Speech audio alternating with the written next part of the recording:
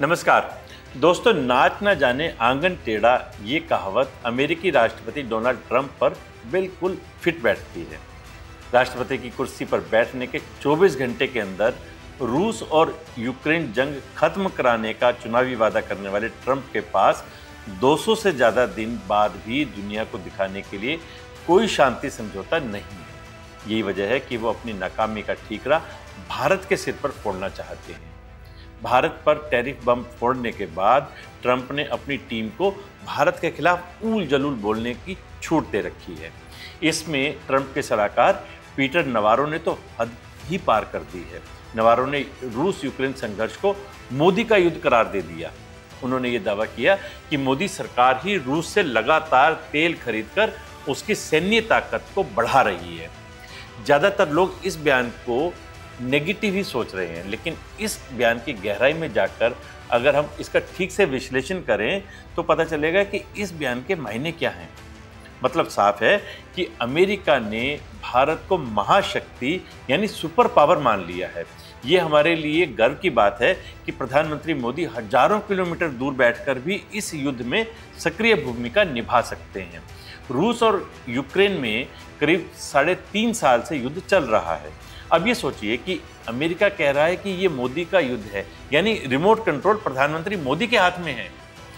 इस बयान का मतलब है कि भारत दुनिया का सबसे बड़ा लोकतांत्रिक देश होने के साथ साथ एक महाशक्ति देश बन चुका है, जिससे अमेरिका जैसा पावरफुल देश भी टेंशन में आ गया है। यही वजह है कि वो रूस यूक्रेन युद्ध को पुतिन की लड़ाई मानने की बजाय मोदी का युद्ध मान रहा है। ट्रंप को लगता है कि रशिया के पीछे भारत खड़ा है। दोस्तों, वक्त कैसे बदलता है ये आप समझ ही गए होंगे। कभी कहा जाता था कि भारत के पीछे रशिया की ताकत है, रशिया भारत को सपोर्ट करता है, लेकिन समय का पहिया ऐसा घुमा कि अमेरिका जैसा देश स्पष्ट तौर पर कह रहा है कि आज रूस के पीछे भारत की महाशक्ति खड़ी है। ट्रंप के सलाहकार नवारो का कहना है कि भारत अगर रूस से तेल खरीदना बंद कर दे तो उसका 25% टैरिफ आज ही कम हो जाएगा, यानी अमेरिका भारत पर दबाव डालना चाहता है।